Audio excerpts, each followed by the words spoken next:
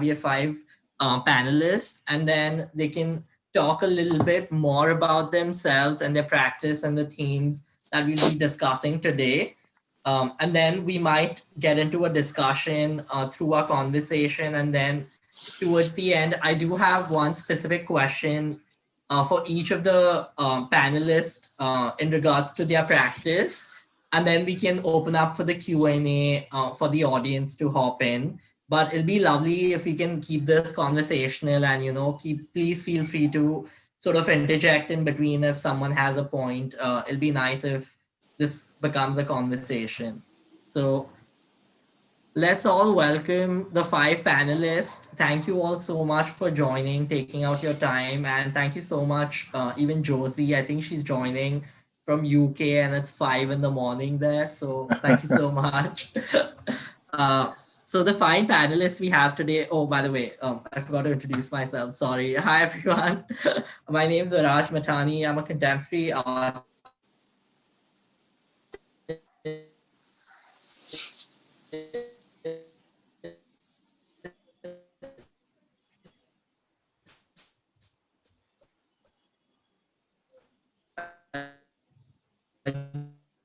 Do a lot of painting, filmmaking, in Chicago. And I recently moved back. I was practicing and working in Chicago thereafter, and recently have moved back in the past 3 years. I'm Bombay based currently, where I also have my studio. I just want to apologize if there are any glitches, like I think it's just, they'll keep happening here and there, but I think it's pretty good. My network's pretty good. So hopefully everyone can hear me. So the five panelists we have today are Swaroop Datta, Roshni Desai, Josie McKenzie, Megha Chauhan, and Pallavi Manchi. I'm going to get started by introducing all of them one by one. And I would like to start with Swaroop. Again, thank you, Swaroop, for joining us today. He is the only non-UL alumni today, so he's like a little honorary guest.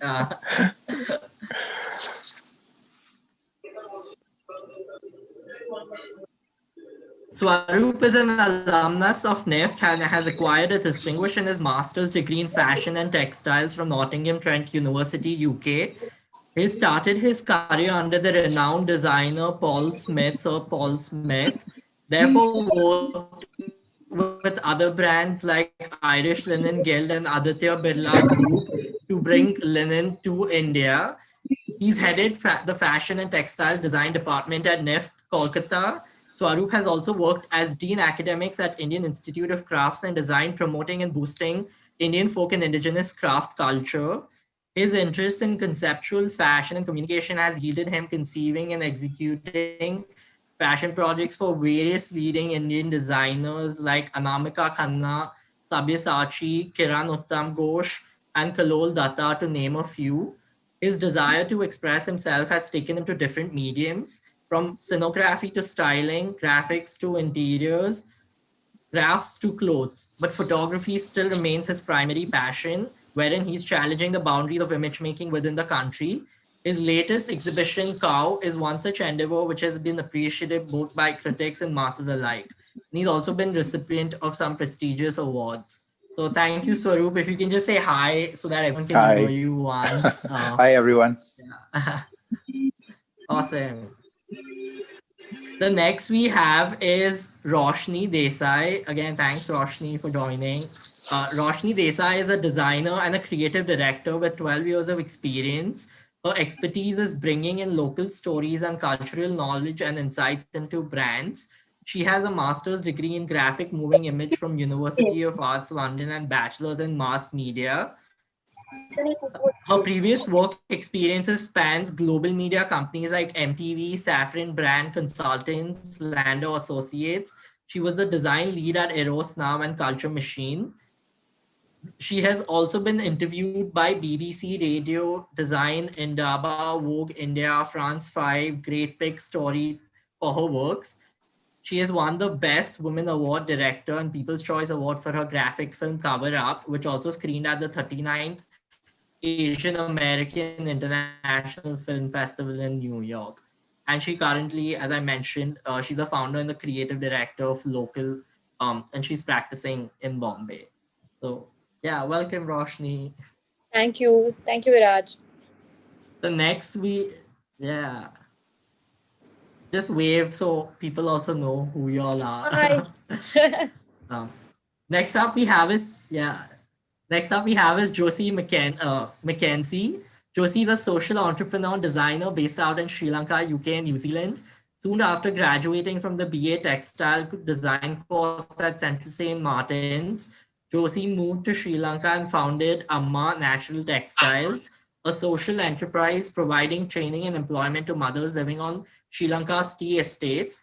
Josie is passionate about using design process and creative thinking within entrepreneurship to shift social power dynamics, provide employment to women, and tackle the environmental issues we face as society. Josie is an Edmund Hillary Fellow and Jacobs Fellow. Hi, Josie, if you just want to say hi to everyone. Hi, everyone. It's great to be here. Next, we have is Pallavi Munshi. Pallavi's pursuit as a designer lies in integrating learnings from design and social science to generate thought-provoking work through facilitating positive change. She has worked with reputed organizations to execute design and human-centered design projects across in areas such as public health, international development, education, and automobile engineering. In her role as senior design associate at Final Mile, Pallavi works on issues such as HIV prevention, maternal and child health, and is most recently involved in supporting communities of practice in Kenya and Eswatini to address high rates of HIV by leveraging HCD as a problem-solving process. A master's degree holder in graphic design again from UAL. Pallavi's thesis project was an autoethnographic visual essay that explored feminism, sexuality, and thank you again for joining us, Pallavi. If you just want to hold. Everyone, good morning. And finally, we have Megha Chauhan. She's a researcher, educator, and system thinker with a focus on fashion, localism, and decolonial fashion, with experience across design research, craft and creativity, and higher education. And her words, Megha explains, I'm currently a lecturer in fashion business management at Indian Institute of Art and Design, New Delhi. I previously worked at the Center for Sustainable Fashion, London, as an education and knowledge exchange administrator. Stay Berlin as a sustainability development associate, and a few other small labels in London as a studio intern. Her research focuses on the creativity in social, cultural settings and using that to highlight the Eurocentricity of fashion and the presence of power hierarchies within design collaborations. She's currently looking into education for sustainable development through a series of workshops for MA business students to encourage critical thinking. So yeah, which is so very important, I feel, in today India scenario, which we'll get into. But again, once again, thank you all for joining us. I think we have an amazing, diverse um, faculties from different fields. And to kickstart the conversation today, we're going to talk about mind, body, and environment, and how all of our practices sort of impact all of these in different ways. And when we talk about mind, it's obviously all of these things are very physical and conceptual, in that sense, metaphorical as well. When we talk about mind, yeah, we could talk about the mental health as well, but also through how we're thinking and the thought process that goes behind it. With the body, yes, the physicality of the body of the artists, the creatives, the people that they're collaborating with, but also through the process of the creatives as well. And the environment, that's the third topic that we're going to keep our focus at, that how each of our practices are sort of affecting the environment around us in a positive, negative, or a neutral way, or how we're to move ahead with it. So I think we're going to have a wonderful discussion around these through these five practices. And now I would like to open up the conversation to the five panelists who I think we can start with each one of y'all and y'all can discuss about how these three have been impactful within your practices and vice versa, how y'all have been impacting these three through your practices. So I want to open up the forum and who wants to get started with? If everyone can briefly talk a little and then we can move ahead with the conversation. So Arup, do you want to get started with? I was dreading this. Okay. Yeah. Since you're like a special non-UAL guest, which we're honored to have. Thank you so much. So, yes, I mean, I started my practice, in about 98 is when I graduated from NIFT, and my initial training was in the area of fashion and textiles, and that's what I pursued further on. But like bringing it back to the whole context of, mind, body, and environment, I do have multiple practices that I sort of dwell in. Now, it's not restricted only to clothing. And my exposure to other cultures actually got me back anchored onto exploring craft and craft practices, and that remains a passion also. And I've kind of critically looked at the way the whole craft culture is, it from a sort of a heritage cultural perspective, but beyond that also as a practice which sustains so many communities in many ways. And yes, I mean, a lot of work that I do is within that domain. I also dwell in education. I live in a city like Calcutta, where we keep harping about the past. And, after sort of analyzing a bit, I figured that the reason why we sort of keep dwelling in the past is because that's a glory that we're still living. It's a very interesting city to sort of live in. And even in terms of architectural legacies, what we have till about the 40s and let's say early 40s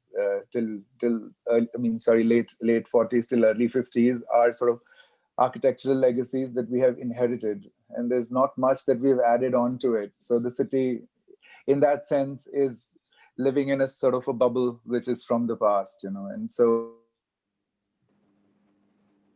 while a lot of other cities are looking at themselves as sort of more progressive cities, and which is also a part of Calcutta, but I feel that as a city which has so much of sort of heritage legacies, it's a very interesting space to relook at ourselves. Interestingly, we've never looked at the city of Calcutta as a city which is sort of a heritage city, as opposed to, let's say, a Jaipur or a Jodhpur or so many others. Or Delhi, yeah. Or Delhi, and so interestingly, we've never really, so I think that's an interesting process, sort of, of sort of reversing and looking at ourselves differently, and that's something that I'm engaged in at the moment. So we are looking at, I do work as a sort of a conversation.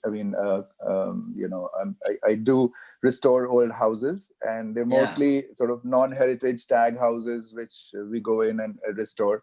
And we also look at different strategies to repurpose those houses for, newer usages, because a lot of people who have, who own these houses don't have the means to restore them.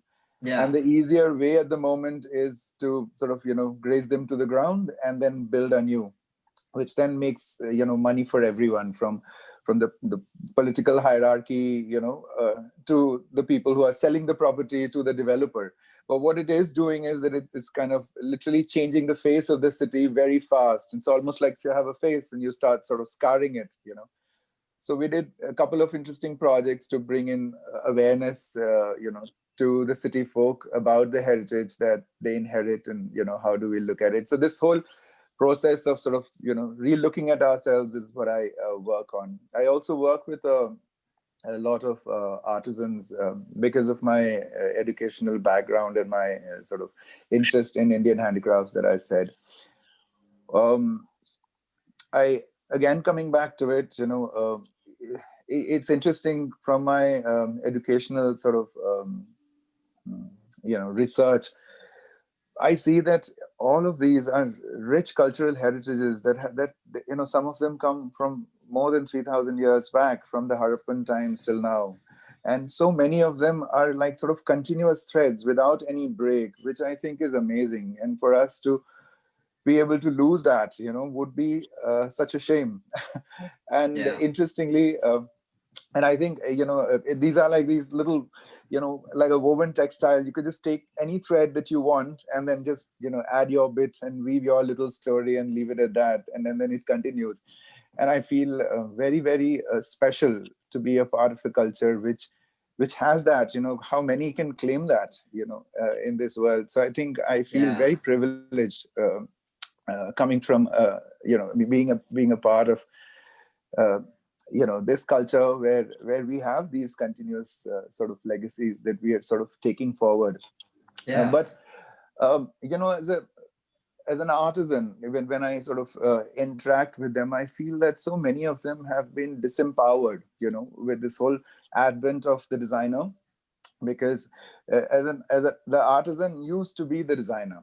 He used to interact with his community. He would understand what they needed, would just provide that solution. So it was an interesting sort of a symbiotic relationship within the community, which was economic. But beyond that, they were also resolving these roles, right? And what has happened is, with the advent of the designer, they've gone back. They don't know who they're catering to, what they're making, who they're making it for, what their lifestyle is. And so they're relying. So, they've been literally disempowered. And I felt that as designers, instead of trying to go and teach them and give them design, and like basically what we're converting them is skills labor, eventually. But I think if we could just empower them to take these decisions, and with our understanding, I think that would be interesting. And of course, there's an array of people there. There are ones who are happy producing something that you want them to produce, but there are ones who are thinking. And I think if we could develop more interesting conversations with them, there are many, many interesting things that come up. And I do work with different artisans, in that capacity, where we brainstorm and we sort of, toss ideas across, and then we have interesting projects that we take to the community. I just like to talk about one project that's very special to me. I did this. We have a lot of urban crafts in the city of Calcutta, and one of them is, of course, these bamboo artists who do very, very amazing, sort of architectural, structures. But what they then do is that they cover it with cloth or textile, and then they put like garish paints on it. And when you just look at the geometric architecture that they create, it's really fascinating. So I'd worked around that, with them, to take these structures which they use for certain purposes and then see if we could use it for other purposes. And of course, I was just doing a small installation projects with them. And once we had done the project, I had these structures which were really amazing wireframes. And, we did like a photo project with it where the wireframes were silhouetted. And I actually got a lot of, petite men to get into these, so-called sort of feminine structures. And we had a ball of a time shooting those images. And interestingly, once I shot them, I actually took it back to the community and we did an exhibition on the street around them, so they made something and I kind of rehashed, and then we threw it back at them. And then we had lovely gender conversations around them. So it was a very interesting project. So we do things like that. So yes, in certain sense, when we talk about environment as designers, it's our responsibility to see how we integrate, the people that we're working with, and see that this whole notion of art and design reaches out to them, and it also encourages critical thinking across the plane, and not only it being a hierarchical process. For the creatives, Yes, because I think it was very interesting. There were people walking by, and a lot of the images they were looking like somebody's sort of struggling to get out of it. And people reacted to it, and then there were very strong gender conversations. Like, I had men who were wearing heels who looked petite, also in a silhouette, they kind of, they were fairly ambiguous. And so it just came up in the conversation saying, are they men? Are they women? If they're men, why are they wearing heels? So, so there was a very strong construct. One gentleman said, no, men can wear heels, but they don't wear heels, So it's very interesting. And then, there were very interesting conversation starters. So, yeah. And within the same community, I also have restored, a couple of buildings. One of them is called Calcutta Bungalow. It's an old non-heritage tag townhouse. First, it's not a bungalow, but because bungalow comes from the word Bangla, which is Bengal. Yeah. So yeah, we decided it's synonymous to it, so we just call it a bungalow. Yeah. And it's basically heritage bread and breakfast in the middle of the old town, which is in the north of the city. And my friends who basically run Calcutta Walks, they wanted to have a space which is, so many tourists come for Heritage Walk, but then they go back to the 5-star hotels. They're completely insulated from the city, But we wanted them to wake up, and if you go to the old city, you'll see people singing alap in the morning, practicing and riyazing, and it's fairly common. And you'll see this harmonium and people going, doing their alap, or households where there are, worships going on, so you'll hear the ghanti. So they're very interesting. Or you'll have these street vendors who walk by, True. with their, I think India is like the only place where they say, like they have monument and structures all across the world, but like we live around our monuments. We live Like around it. And our we lives are imbibe also through on the it. cities, and on the Yeah. streets, the life On the kind of streets spills and the over on the thing. street. Yeah. That's also something that's not from now, it's from antiquity, that we've been living like this. So it's interesting.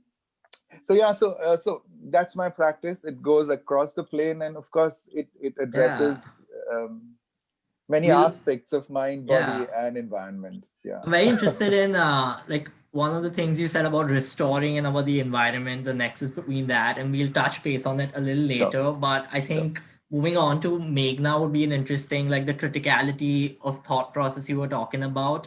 I think Megha, if you want to expand on that, since you're teaching and like this is where your expertise lie.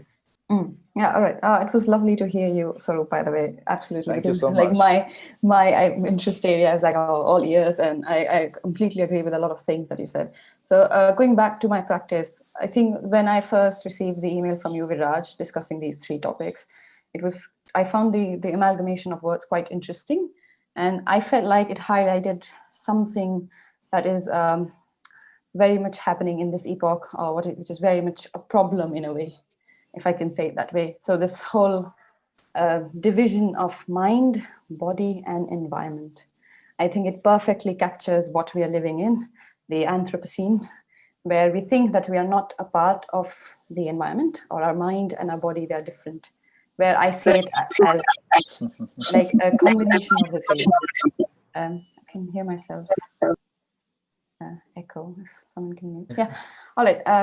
So that was very, very interesting to me, and I will talk about that in a bit. But if I talk about my practice, and if I think about mind, body, and environment, so when I was practicing as a fashion student, or as I was creating clothes, I was quite mindful of how these 3 things interact, how a creative process really works, how you interact with materials that are around you, and how that gives you an identity.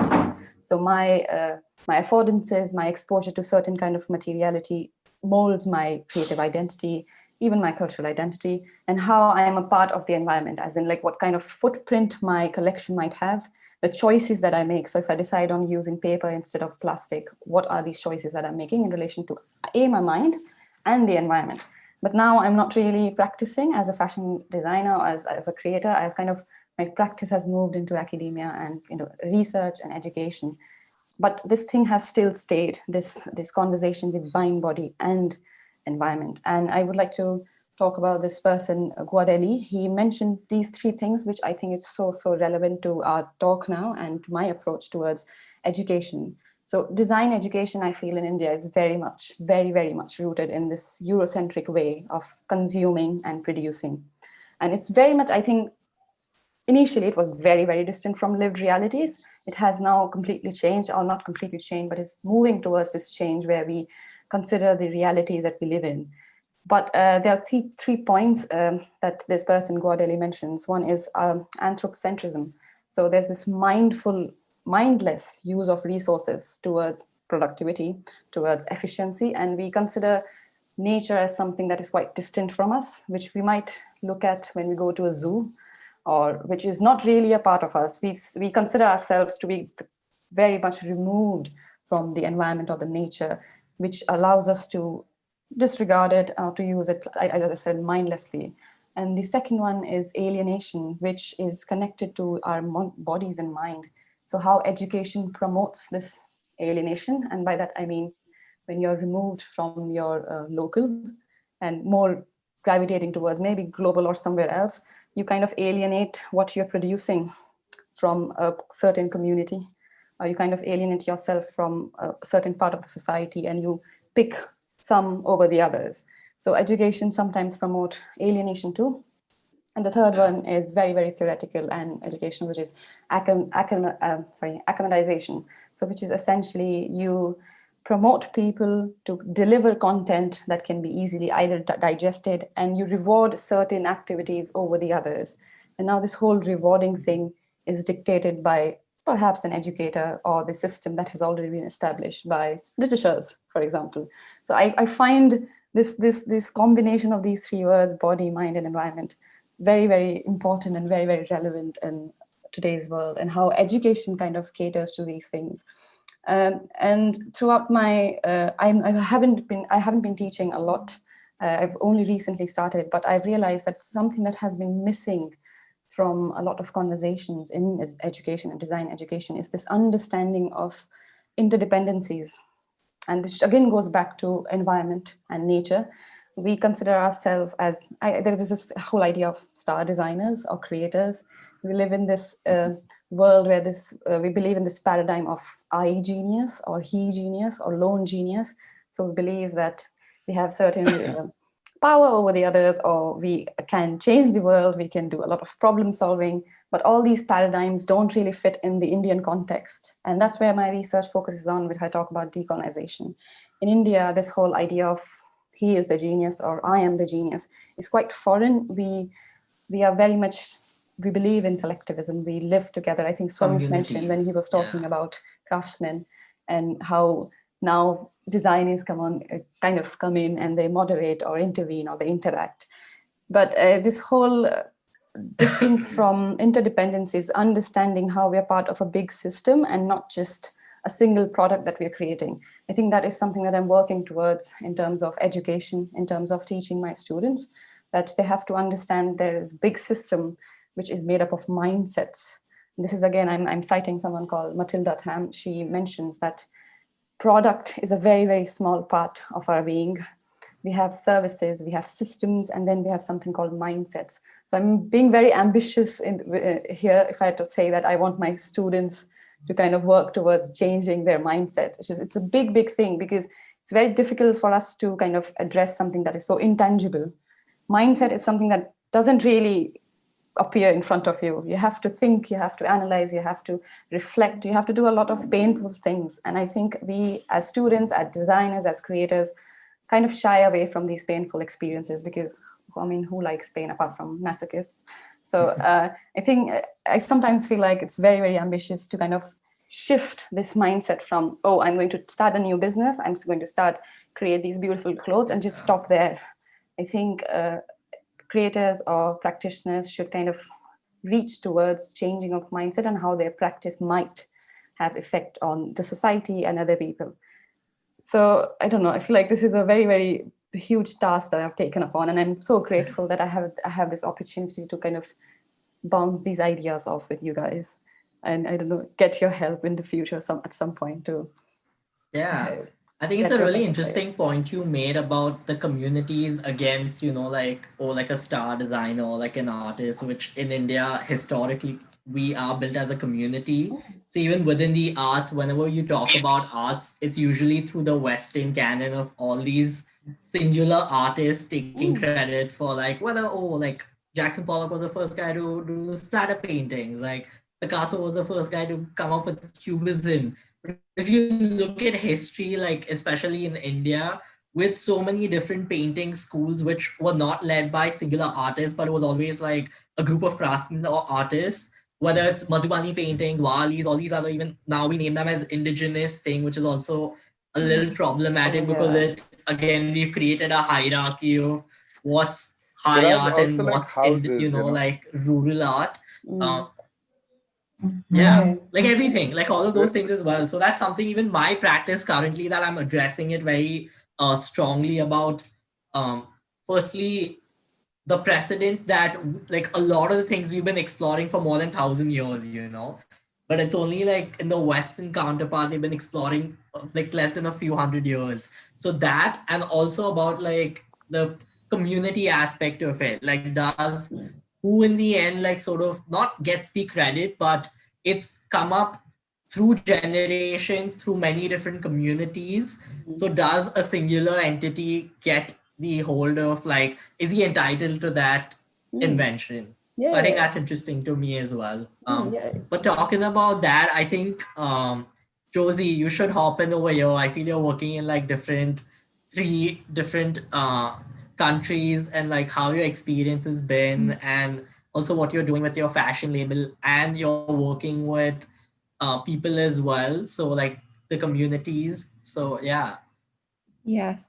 Well, I feel super humbled to be on this call, and I'm just learning so much already. And yeah, so I have been based in Sri Lanka for kind of the last 4 years or so, since graduating. And it was a long story of how I got to Sri Lanka, but yeah, I think the kind of points I want to pick up on are, so I've been living up in like Sri Lanka's highest town, which is within the tea estate sector, with working with a group of women of a community who are Indian Tamils and were brought over by the British to work on the tea estates when the tea industry started thriving in Sri Lanka.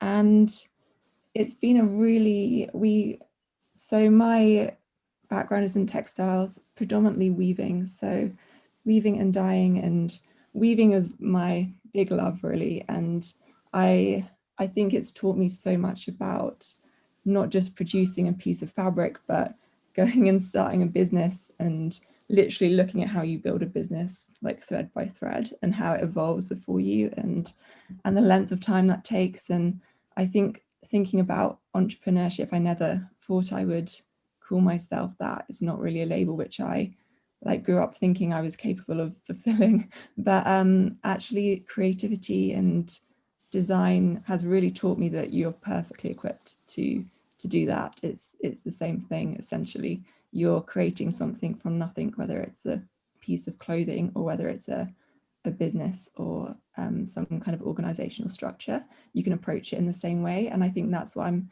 becoming much more interested about in terms of yeah, how it kind of, how very like how everything is very connected, and how our learning can be applied to many different situations. And the community that I've been working with, I was really interested in natural dyeing, and so that was kind of what we've been working on with this community for the last kind of 3 or so years. In Sri Lanka, a lot of the, especially in our area, a lot of kind of the handloom industry and the traditional kind of artisan techniques have really just kind of, yeah, really kind of, what's the word, like gone. And I think, for instance, one of our weaving tutor, Mary, who's 65, she used to work in all of the district centres, and then they all just closed down, and she was without a job, and the younger generations weren't learning those. And so we've been able to kind of bring her on and start training up the women again. But I think what has been a really interesting experience in terms of thinking about like mind and body is how, you know, when you go from your like environment and your like homeland to another place, and you are in a place where you don't speak the language and you don't understand it, and you are experiencing something new, you become like a child. And I think you have to just take a very different approach to how you do everything. And I think I've realized that you just have to let it evolve. And there's many people that I've spoken to who have been like, oh, well, you know, if you just like grow to be 100 women, then, you know, you'll get more investment, you'll be able to make more of an impact, you'll be able to do this and this and this. But actually, like, we've been going for 3 years and we're at 10 women, and we have only just launched our first collection. And we've been working for other people since then, but you have to listen and you have to just be there and not leave. And I think that's what I've learned, is that I couldn't do any of this without them. And it's been a very interesting experience of working with a different community and listening and just being there and figuring out, like, okay, what are the problems you're dealing with? Like, how can business within this community work to solve that for a long period of time? And so it's not just about like, how can we solve it for the next like 5 years? It's like, how can you solve it beyond my lifetime, so that actually something is strategically changed and there is a new industry here, because there needs to be more employment, because women are moving to the Middle East to find work and working as domestic help. And there's a whole myriad of challenges with that. And when you provide employment locally within communities for women, then that solves so much. It starts to solve nutrition. It starts to solve like children being raised within good family structures. Women get, you know, a salary and they are more in charge of the finances. And all of these things start tumbling. And you're like, yeah, it's been 3 years of very small growth and lots of conversations where people are like, oh, but it's only 10 women, or it was only 5 women, or you just started with 2 women. And I'm like, yeah, but that's 2 women. Like, what is the power of 2 women? What can they change if they go forward? And I think it's been a whole rejigging of expectation of what success looks like, of how to interact with others that are different to yourself, and then bringing in the environment within it and thinking, okay, if we're going to start an organization, how can we rethink how organizations work within this setting, like not steaming forward with a route that works in the UK or even in other parts of Sri Lanka, because this is a community that, you know, is different from the Sinhalese and different from the Sri Lankan Tamils, and so like, how can it work for them? And I think like we're still learning and getting things wrong, but I mean, we've got to a place where we have like 2 female Sri Lankan directors who are amazing, and a workshop manager who is like doing a great job. And I think, I mean, the success of it is that, you know, I'm not needed. And so it's kind of, how do you, like, how we're working to like, sustain the system. Yeah, totally. Because like I had huge visa issues for Sri Lanka, like logistically, like I'm not the best person to do this job. And I think it's also realizing that. And so it's, how can you, best do that? And then thinking about environment, how do you put that central to your business? So if we're looking at natural dyeing, then, you know, we work with kind of juice bars across the island and source their kind of food waste and turn that into dyes. And I think, you know, I was talking a bit about yesterday how there's huge challenges with natural dyes. Like, it's not a streamlined solution, and it's not the full solution to the really high levels of like water pollution that's caused by textile dyeing, which is like 20% of fresh water is polluted through textile dyeing. And it's not the full solution, but actually, if like, unless people start to work with that method and start to problem solve those challenges around light fastness, around, you know, consistency, then those challenges are not going to be solved. And with the rise of these like new technologies within textiles, which are super exciting, and the smart materials and the different coatings, like actually, how can you bring those things together? And I mean, I just think that would be amazing if that happens to a group of women living on Sri Lanka's tea estates. And really interested in how, for instance, like our workshop manager, Mina, she is a very typical story. She left, went to work in the Middle East as domestic help, huge challenges, ended up running away and being able to come back to Sri Lanka. But now she has all these tourists come and want to learn how she does what she does, and she's standing in front of them and teaching them. And I just think that that shift of power is really interesting. And how does that make her feel? How does that make those other people feel in that context? And so I'm learning more and more that my interest is probably less in, I love textiles, but probably moving less from textiles and more into how do we apply those lessons learned from the textile industry into how we create organizational structures and businesses. Yeah. That's amazing. And I know you've also won a Kickstarter thing recently. Congratulations on that. You mentioned yesterday to fulfill your thing.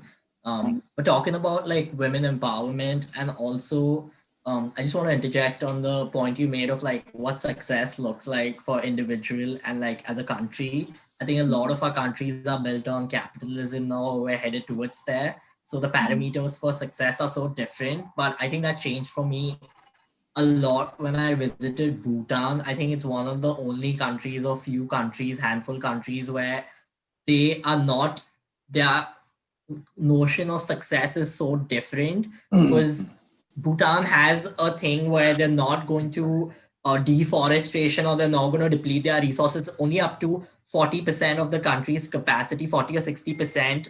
They're going to dig up stuff or get the resources out. And the king has not allowed any further, and the UN is not too happy about it, and other countries keep pressuring it.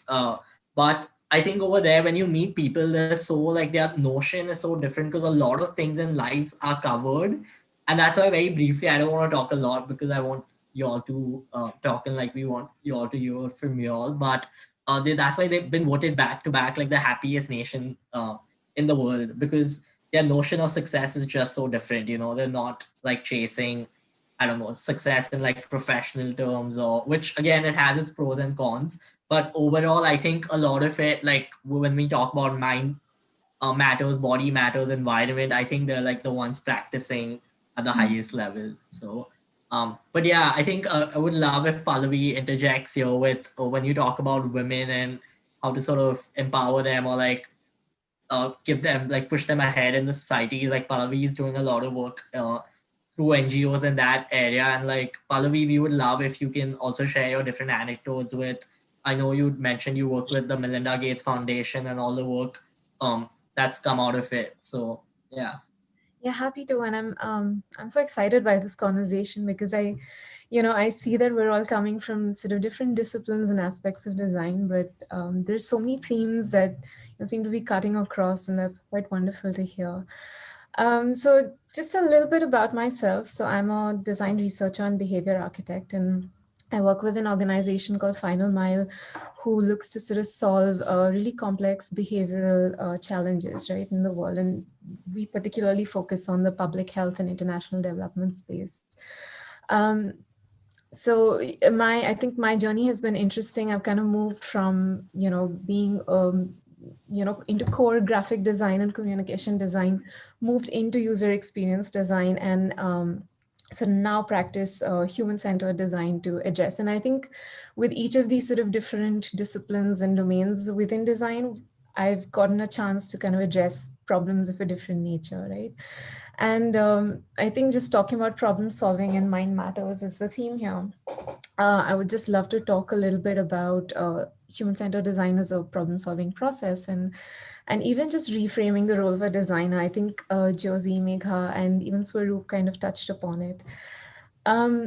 So, I mean, just kind of working in the communication design and UX design space, it's been interesting because there it's been tackling what you call a well-structured problem, right? So a well-structured problem being something that has extremely clear boundaries, clear goals, and something that can be sort of, you have an easy grasp on, and you can solve it with a fairly straightforward solution, right? So if you think about something like designing a user-friendly interface for software developers, or trying to increase a customer base for a brand of products, those are what you can call well-structured problems. But I think with my current role, what I've been sort of moving into using human-centered design and sort of learnings from behavioral science is tackling what we call wicked problems, right? And I think even what Josie, I've had a chance to look at your work. What you are also trying to do is actually solve for wicked problems. And what a wicked problem is something that is very difficult to define, right? You don't have very clear boundaries or clear goals. And it's not something you can solve with a single easy solution. And often when we sort of intervene using design, to try and address wicked problems, there are unintended consequences, right? So if you think about what a wicked problem looks like today, it's like I've been working with HIV in sub-Saharan Africa to a great deal. That's a wicked problem. Or within India, when you talk about maternal or child mortality, right? That's something that we could sort of mitigate to a large extent, but we still struggle to. And a lot of it is to do with the mind. It's behavioral aspects that we're trying to solve for. Or today, what is sort of hogging the global conversations? Climate change. That's one of the biggest wicked problems we're trying to solve for. So I think what's wonderful about human-centered design and kind of using it in these sort of different contexts is really what you need is to have a very deep and extremely sort of empathetic understanding of the people that's part of that problem ecosystem. So, what kind of context or situations they come from, what are their behaviors, what is their decision-making process? And to be able to have this and then use that to address a wicked problem is something I'm sort of exploring in my work within Final Mile. And I mean, human-centered design today is become this sort of encompassing umbrella, right? So we're sort of borrowing learnings and processes from behavioral science and from like data sciences even today. So that's been quite fascinating. And just going back to, I think the role of the designer that I was talking about, we've been I've at least been very fascinated with how it's played out in two of the projects that I've been part of, both which have been funded by the Bill and Melinda Gates Foundation. So one of the projects is where we've kind of gone into South Africa to try and understand what are some of the barriers and drivers to HIV prevention amongst adolescent girls and young women. It's been quite interesting because Africa and sub-Saharan Africa as a country, when it comes to HIV prevention, there's been a lot done in that area, right? There's been a lot of knowledge generated, lots of funding going into that space, and a lot of organizations and implementing sort of organizations working there. But I think just having a chance to use human-centered design as a problem-solving approach has been nice because we've been able to really bridge an empathy gap, right, between people who are trying to solve that problem and just getting them to see the issue from the perspective of these young women. So I think it kind of leans into some of the processes within participatory design and co-design. We've been kind of bringing young women into the process, bringing our stakeholders into the process to be able to solve for something as wicked as that. And the second project that I just want to touch upon is where we're supporting what we call communities of practice in the countries of Kenya and Eswatini. And what we're doing there is actually working with sort of communities at different levels, right? At the local county levels or the citizenship level, or even communities of practice that are organized around a specific trade. And there we're really kind of starting to question the role of a designer. And I think today,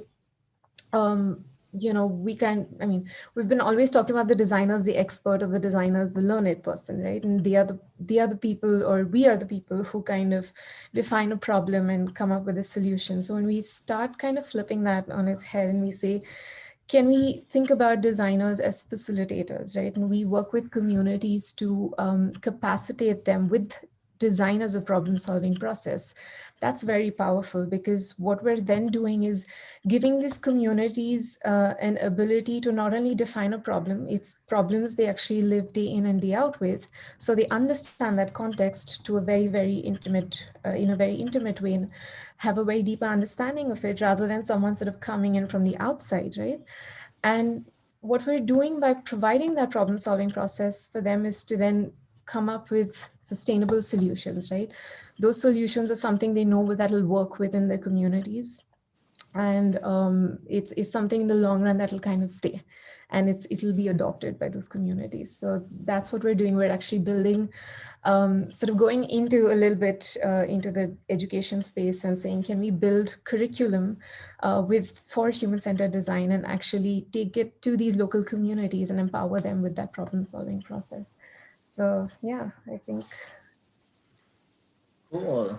Yeah, I love how Pallavi, Josie, and Megha, y'all have strong design backgrounds, and y'all are sort of navigating towards education or using design to sort of problem solve and create opportunities. So, and I think like on the flip side of that, I love how we can have Roshni now, who is sticking her guns with her practice, but has a huge problem with what she does with the environment, which she can talk about more. But yeah, it'll be interesting to, it's like the other way around. Like she still has an incredible practice, and what's happening after it through her practice. So yeah, Roshni, I'm just going to hand it over to, I don't want to say a lot. Yeah, we've had quite a few conversations. Yeah. Hi everyone. You guys are such superheroes. Now I am actually in the middle of a massive existential design crisis, and this conversation came at the correct time. So as you guys know, I mean, I've been a graphic designer for all of my career, right? 12 years I've been working in different branding firms and worked at MTV, and then learned UI UX, and all throughout that whole time. And then of course I went to London and studied. And so anyway, so I come back to India and I say, okay, I want to start my own company, because I think there's no such thing as Indian graphic design, which has been defined. We've been borrowing a lot from the Western sort of aspect of things, especially when I was studying design, or at least reading up on design in India. I would read about grids and grid systems, and I'd be like, what is that, right? And you walk on an Indian street and you don't see any like resemblance of a grid. And then they say, okay, Indian design is organic. And I think what happened is the definition of organic is just they don't get it, right?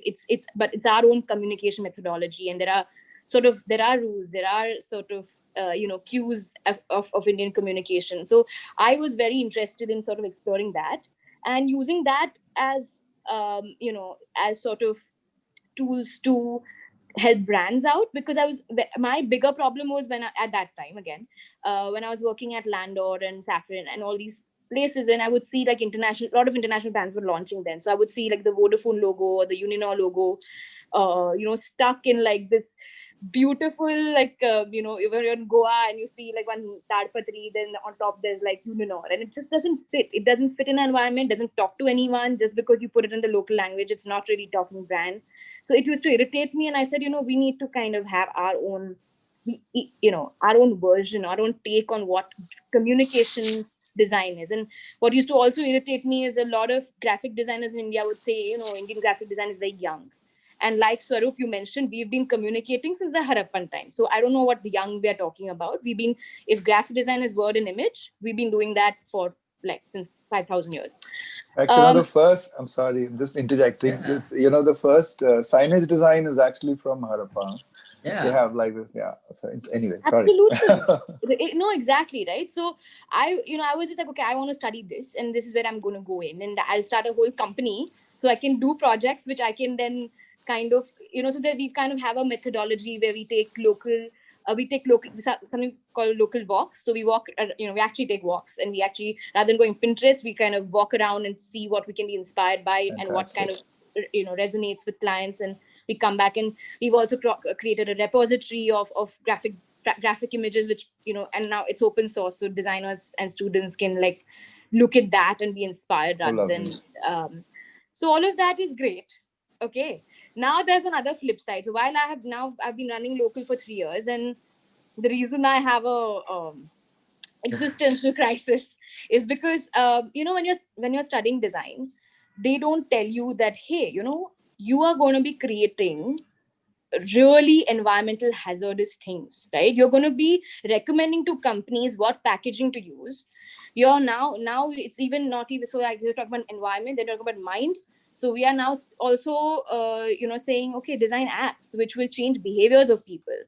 And and the body, I mean, body is, that's another ball game. But I think definitely mind and environment is, there are these two things which, as a communication designer or a graphic designer, it's our job. When we create brands, we are trying to tweak this behavior in people, and I'm not very comfortable being an agent of that. And also this also the place that a graphic designer is in the whole capitalism, the universe of capitalism. We are right at the center of it. We are the ones who design those beautiful packaging that you want to buy again, those really cool coffee cups that you want to keep buying because that graphics look great. The brands that we create, I mean, honestly, I know I'm in a room full of fashion designers as well, but do we really need any more lipstick brands, skincare brands, fashion brands? How many clothing brands? How many clothes are we going to create? The world's going to just be full of, like, I don't know, if we have a giant apocalypse and aliens find Earth, we're just going to have lots of clothes. Like, they'll be like, this universe was like, and of course, like plastic bottles and bags, all of those things, of course, so, and a graphic designer is like, I don't think we take responsibility or even told that it's our responsibility, because we are just recommending one prototype. The client is going and producing 10,000s of them, but that's not how it should be, right? Like, we as a designer, it's our responsibility to take the full sort of response. We need to design the full experience till that product is dead. Otherwise, we really I don't know if we really should be here. Like you said, I think people have been doing things organically. If you see local craftsmen, they've been, in fact, if you take what a raddi wala is or a tailor, you can take that same clothing that you created brand new, give it back to him, he's going to do rafu and create it again and give you a cushion cover or whatever. So there was always already a system, and we I don't know, we're like these random, we're not even colonialists. We're doing what the colonialists did to our own country now. And then you're like you were mentioning, like, there's this space between we are the designer, they are the karigar. What is a karigar? Like, what do you mean? What is a karigar? And do they not have brain? So I mean, anyway, so my whole thing was, okay, I'm just gonna every couple of months, I'm like, okay, I'm gonna stop this. Like, I cannot be part of this problem. But then I realized, if I stop, it's not like the clients are not going to be designing their stuff. They'll be going somewhere else and doing it, right? Back app, it's not going to stop.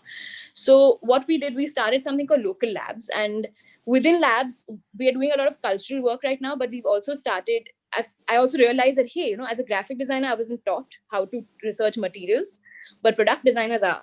So what we've started doing recently is, instead of just hiring graphic design interns at our studio, we've started with product design interns. And what they've been doing is creating a compendium of sustainable packaging methods. So also, that's another thing. I don't know where to look for it. Even if my client says, hey, I want a sustainable packaging, I don't know where the vendor is, how costly it'll be. And there are, like, it's not like one vendor, right? You need a paper bag, then you need a bottle, then you need the cap, you need everything. It has to be, if you're all the components. Yeah, it's the so many components, and then also the disposal of it and all of that. So, and it, like I said, we haven't been trained for it. And also, we are not working as a system of designers. We're working as an individual graphic designs. We only do, like Pallavi was mentioning, the straightforward design, like, oh, we only problem solve with this for this tiny little thing, and we will then not, like, wash our hands off our responsibility. But I don't think, I mean, I don't see that being, the way we can ever move forward. yeah. So what we're planning to do, and that's I mean, I'm opening it out to you guys also, if you all have any vendors. So we're looking for vendors who work in the sustainable space. So even like packaging, food packaging, or every time you order from Swiggy or Amazon, like takeaway packaging, shipping packaging, these are problems that haven't been solved. And it's shocking. Like, every time you order a Amazon parcel, where is that box and the plastic, the thermocol, and so all of that, so we're creating this compendium, and hopefully the plan is to kind of actually gift this compendium to every design studio in India, and every client and every printer if we can, and see, I mean, just try to recommend this, and trying to kind of pivot it in a sort of small way that we can. Yeah, and hopefully not give up on what we do for love, and see that differentiation. Yeah, I think that brings on a great note of what I actually wanted to bring up next, about as design versus, or like art and design versus morality. Like as creatives, you have these radical ideas which affect mind, body, and environment. But when we talk about mind and body, especially even as a painter, and again, like even this is relevant to so many people in fashion, film, like across mediums. Like you can get intrusive into other people's, mind space or physical space for your own creativity. So where do you find that balance in your practice, or how much of balance are you all creating to, between your radical sort of ideas against like mattering and like confining these different spaces within your practice or even environment? Like we can go at a length to destruct a lot of things while making a movie. Just as a small example, like making a lot of these like movies on water and all, there's so much water wasted. Like the whole point of it is kind of lost. It's a very Yeah. like simple example, but like where do you find that balance, or do you all balance? How much do you all hold back within your practices? Yeah, I would love to hear about that. I think more than balance, Viraj, it's responsibility. I don't think we designers are like, oh, like we are designers, we are not responsible. It's almost like part of our job to be like, little Yeah. flamboyant, or I don't know, floofy, with our heads in our clouds. You can't be like that. It's not fair. And you're right. If in one room we talk about socialism, and we talk about, oh, we should save and this and that, and we posted on Instagram about it, nobody cares, and that's not helping anything on ground, right? You need to go Yeah. out, and that's why the stuff that Pallavi and Josie and all you guys are doing. When you go out and bloody go and talk to people and see, help Yeah. out, do build one house, sustain one, Yeah. even a group of 5 people take care and kind of help that out. I mean, that's the only way this actually matters. And also, I think right now, especially in graphic design, every graphic designer is just designing for Instagram or Yeah. their hands. It just has to look pretty, and I'm doing 3D, and like I'm creating models, but it's not really creating any change. It's Yeah. not communicating anything. It's going into the self-serving. Like, it's great dear diary, but it's not solving problems. And a designer is Yeah. solving problems, and not an artist, right? So yeah, I think Viraj, that's where you are a little. I mean, I don't know. As an artist, you can still do things where you feel, it's more about emoting and expressing. But as if you are calling yourself a Yeah. designer and you're saying you're problem solving, you better problem solve and not just be a, like a powder coat Yeah. on top. Yeah. Anyway, that's I recently learned this, that we have around 30 human rights which are like universal to every citizen across countries. And one thing that negates these rights is also the responsibility.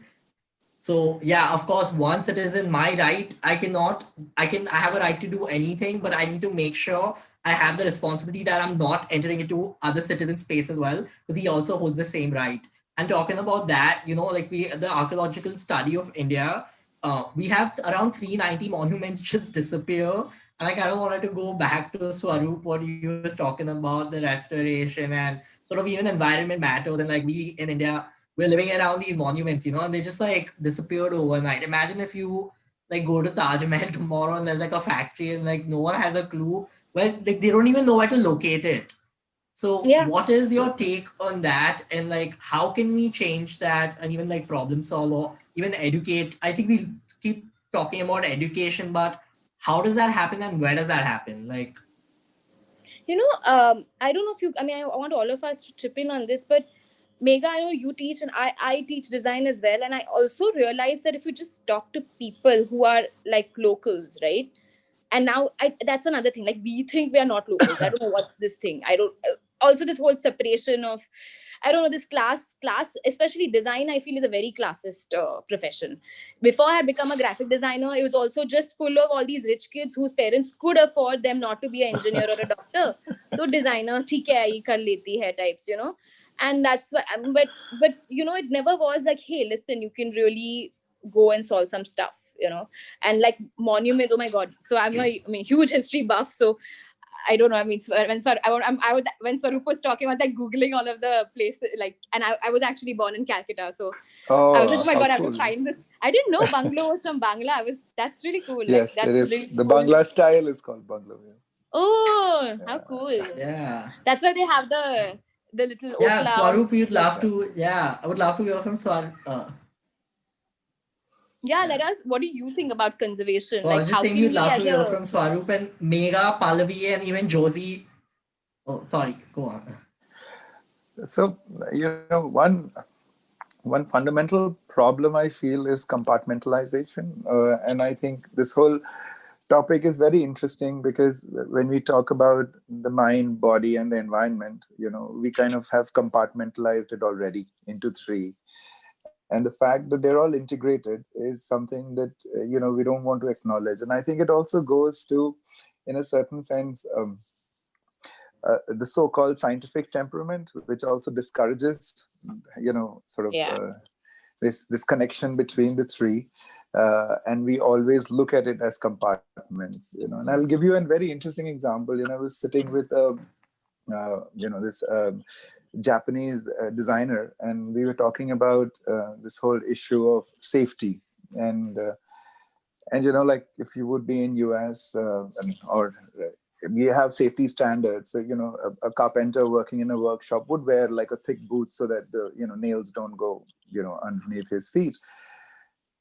And he was just saying that, it's just very absurd that we're kind of insulating people from their environment so much. They can't even feel, what's happening all around them. So instead of being, more adaptive, because your senses are working fine, that you're insulating. And I was like, so what would you suggest? He said, a Japanese carpenter, if he feels a nail under his feet, would just jump, And I thought it was really funny. But I thought it's interesting because you're constantly responding to your stimulus, right? Yeah, you react to your environment.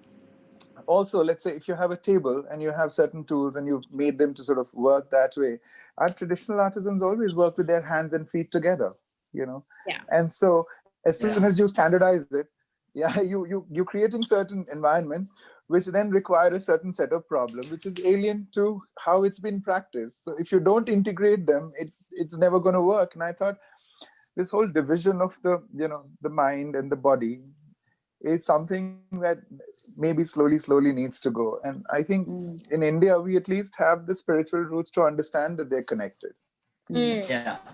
Yeah. So, I've been actually, in another context, very interested in work of, Sigmund Freud and Carl Jung. And Jung basically talks about the subconscious constantly, and it's very interesting that Jung actually came and spent a lot of time in the Himalayan monasteries, talking to the monks.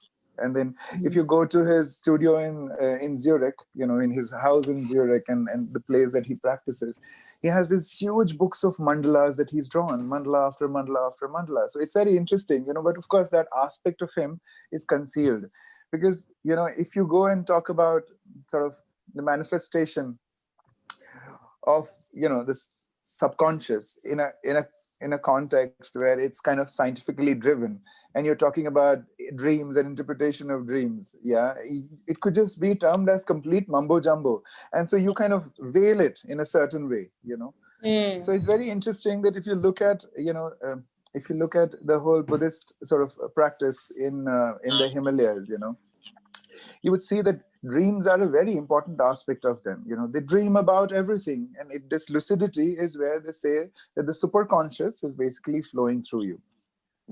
And so it gives you certain directions, which otherwise your logical mind is not giving you.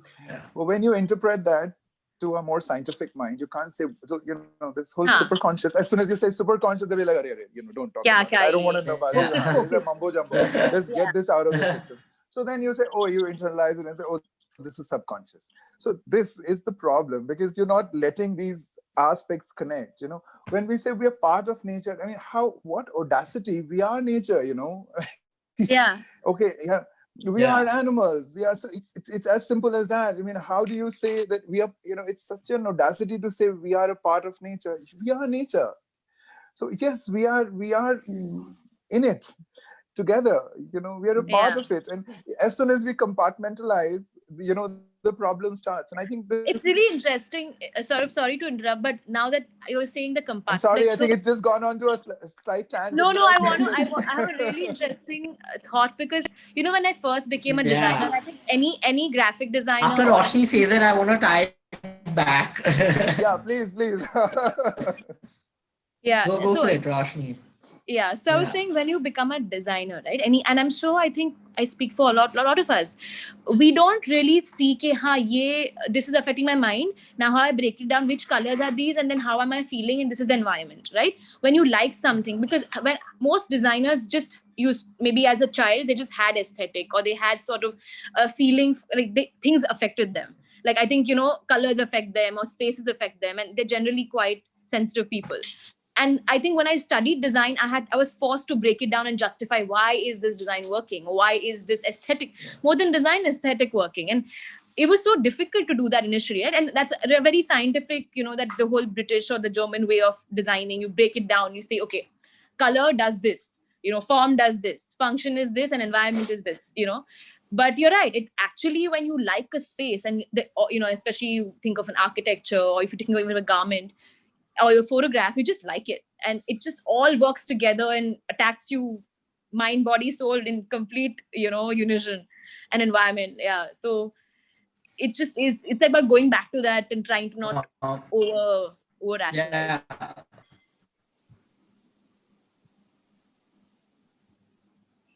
Viraj, you were saying something. Over to you. Yeah, and also talking about what you're talking about, not creating, like Swaroop mentioned about, the artisans sometimes have a, hear me now? Yes, absolutely. I was just saying, like you mentioned about, like, oh, hello, can you hear me?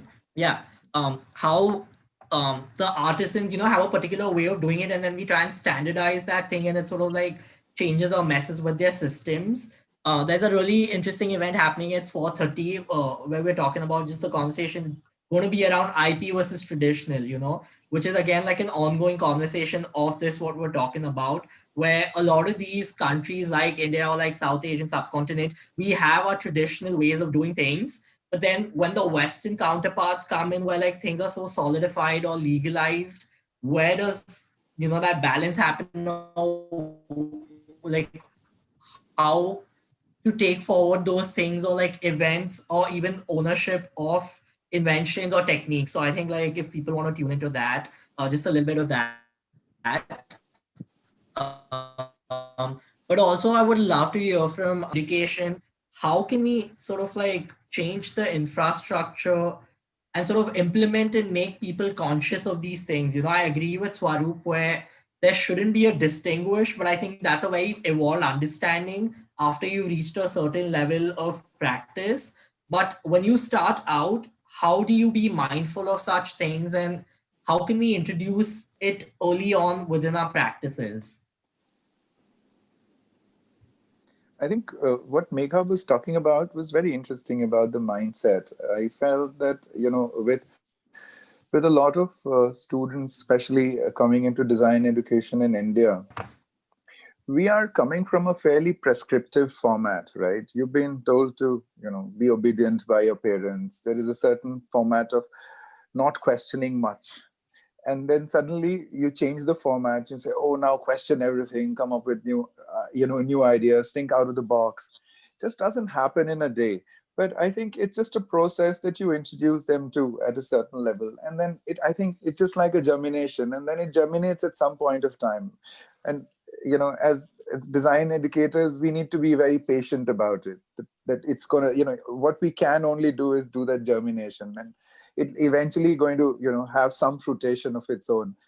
But changing the mindset, I think that's absolutely, imperative, that we at least start them to start questioning, as to what you're doing and what is the impact of it. And I mean, I'll just come back to this whole question of traditional practices. Let's say, like a patola, I'm just taking an example, it would traded, with Southeast Asia as a prestige textile, right? The Dutch would basically take it from India and give it to, in Borneo and Java and Sumatra, and would basically get legal rights to trade because the royalty would only wear that textile, And of course, it is expensive because it is so detailed and meticulous, and it takes that much longer for them to make it. Now, let's say if you are a celebrated designer and you think that you want to make a cheap collection which is inspired by it, you basically scan the textile and you print it digitally on the surface so it looks like patola. But what have you done to the essence of the textile? First thing is, of course, which was supposed to be meticulous a process, you've only taken, when you said powder coating, Roshni, I thought that's a lovely word. Yes, you powder coat it, you take just the surface and you put it and say, oh, this is patola inspired. And then you get a copyright on it to say, this is my design. And then what does the traditional, community do, which have been practicing it for so many years? They don't have the legal framework to fight it out. Yeah. And I think these are problems that we need to solve as designers, or at least get the students to think that when you're borrowing, please ethically borrow. If you're borrowing, see if you involve the community. And I think what Josie was saying was so pertinent, that, this whole power of two women, yes, if two of them can be sort of, if they are thinking in a certain way, and they can impact the others who are around there, at least they're becoming catalysts. And I think for us, if we could do at least some pivotal work, which then gets us to think in a certain way, I think it's, I know we disregard it to say, oh, but what will that do, in this whole practice? But it could do something. And I think we should not disregard that. I mean, Roshni, I feel that, when you're saying about the packaging, even if there are a couple of it and it's interesting, and that's the whole essence of the Calcutta bungalow that, we actually created, because the idea is that if it captures the larger imagination, there are possibilities of change. I just hashtag and I keep following what people are posting on the bungalow. And it was really funny that, some kids are sketching like maybe a couple standing in front of them and the bungalow at the back. And why would, there's so many buildings, why would the bungalow be so important to them? But the fact that there was an old house which they always see only break down, have been restored, captures a certain imagination. And I think if that, leaves an impression, maybe even there are a couple of people who would take it forward. And eventually, if we could achieve a certain critical mass, it can work. And I think I'm just being a super optimist there. Yeah. But it has to start somewhere, It Yeah, has to start somewhere. I think I would like to end that with one small thing. I think as designers, and I love to break things down to very simple thoughts, but we are cool. We are the cool kids, right? Like, we are the guys who make the trends, right? Ultimately, every fashion designer, photographer, graphic designer, we are the ones who create those cool trends, the stuff that people pick up. And there's a reason we have that luck. We're lucky enough to have that aesthetic, or the sort of confidence of that aesthetic. And if we can create trends that are positively impacting, then why not, right? Ultimately, every trend started with somebody just starting off. And it's being sustainable is a trend. Why not, right? Okay, thank you guys. I just want to remind you all we're short of time. We have last 10 minutes and we'd love to hear from the audience if they have any questions for you guys. So we'll try and get in as many questions. How are we doing this? Are we unmuting or what's happening? I think people can unmute and ask questions too. It's fine. Yeah, please. Yeah, unmute and let's try and answer it quickly as well. I think we then have to move on to the next event. So I want to try and make the most of this. So all the panelists be brief and crisp. Cool. We open up for questions. You can also type it in if you want to type it in the chat.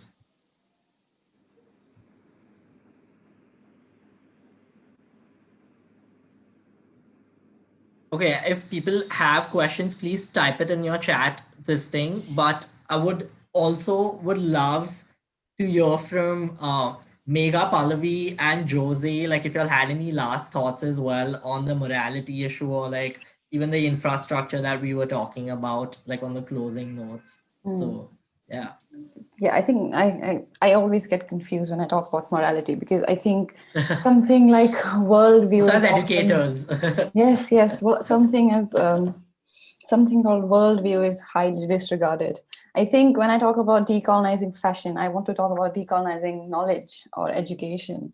I think this obsession with what we should aspire to achieve as designers need to be dismantled completely. What our aspirations we give to the students. I think as a collective, the whole design education field. Viraj, are you speaking? I see you moving, but I think he's frozen or something. Yeah, so I think we can hear you fine. I'm not all right. speaking. Oh, okay. I thought you were speaking. Anyway, yeah. So I feel like because we know how design education works, we know that it was created to create copyist, it was created to promote a certain kind of native taste. And I think as design educators, as all these institutes, we need to dismantle this obsession with a certain kind of creativity, a certain kind of aspiration, and we need to understand what our local worldviews are. I have one brilliant example. So I went to this community in Gujarat called Jat community. They do a lovely embroidery, but the folklore behind the whole embroidery is that they had a spiritual leader, a woman called Mai, who taught them how to do this embroidery. And then she gave them this instruction that you can only embroider for yourself. You cannot pass it on to anyone else. It's yours and you have a certain connection to it. So very much, so the interaction with the embroidery is very, very deep rooted and they take it very spiritually. So this woman from Bombay came in and said, let me empower you. Let me give you some money for your embroidery and let me put your work in a museum. And I found that highly problematic. So she came in with this notion that a woman should have these many things and they don't have it. So let me just kind of go and shake things around. So yes, fine, that's fine. But all the women there were very apprehensive. They said that we feel there's some sort of conflict. We feel morally challenged. We feel like, what do we do? Do we pursue this? Do we not pursue it? And there's this whole debate of infrastructure. So you come in, you give them these tasks which require a lot of physical labor. It affects their eyesight, and then you can kind of go away. So that infrastructure is missing to handle these problems. So I would say that is also a wicked problem. So you kind of give birth to new problems which can't be really addressed.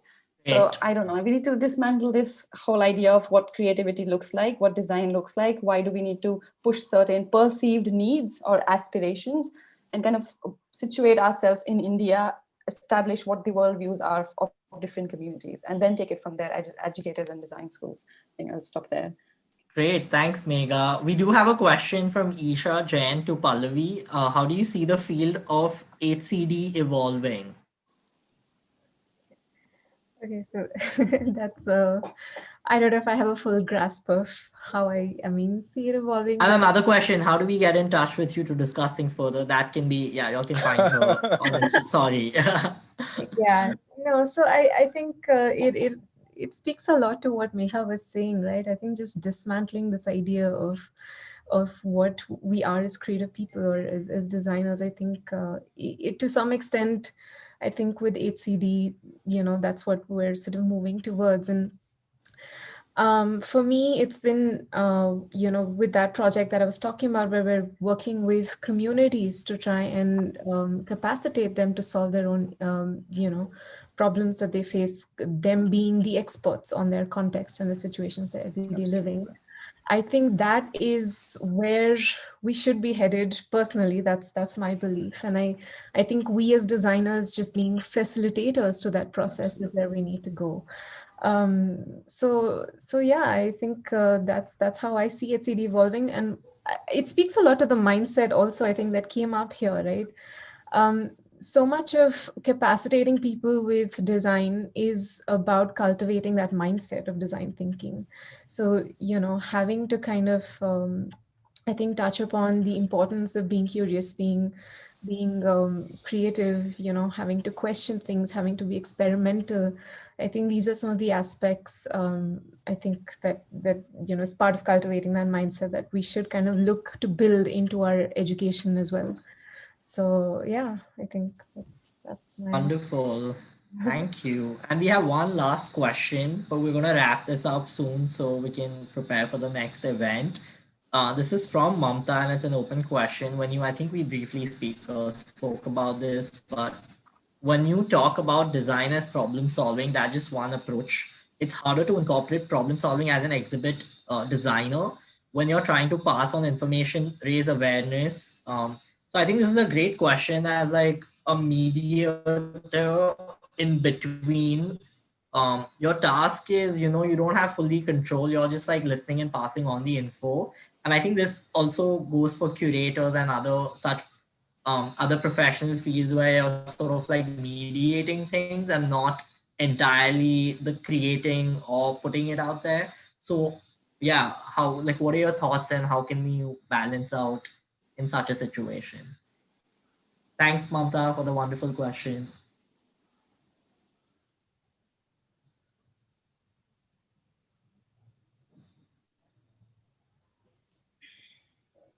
Hello. Yes. Okay, I mean, I just feel that at a personal level, every decision, like even if I'm if I'm an exhibition designer, I need to put out information. I have a choice between using a flex or a textile, which is screen printed, just saying, so the choices are still with us at a certain aesthetic level. Even if there are smaller choices which impact, not only just the aesthetics of it, but the environment. It could be something that we could incorporate. I also do a lot of event designs, and this is an issue which crops up every time because the whole exercise seems so wasteful because there are that many sort of printed flexes, signages which are left, and what do you do with it? And yes, in a certain framework, if it would be a repetitive exercise, then maybe we could recycle a lot of our, pieces that we're using. So yeah, there could be smaller issues that it could be broken into the material and processes, what is being used, and what is the impact of that. And I think that could also be addressed. So it need not be a huge issue, but like let's say in an exhibition design space, I think a lot of smaller information could be really useful. Passing on like smaller detailed information through material, or so there is a choice of material which could also really impact eventually what will happen to that material. So it's interesting that we could look at those aspects too.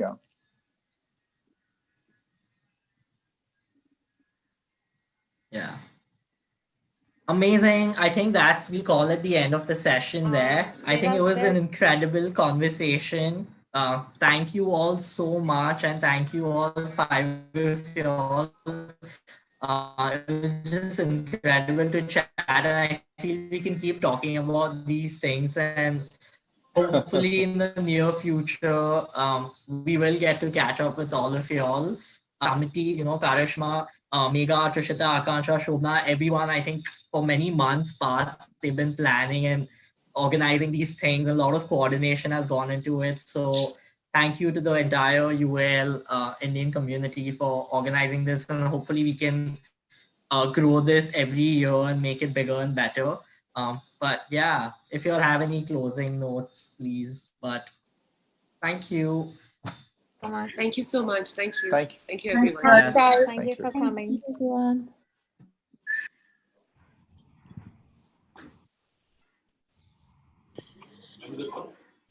Thank you.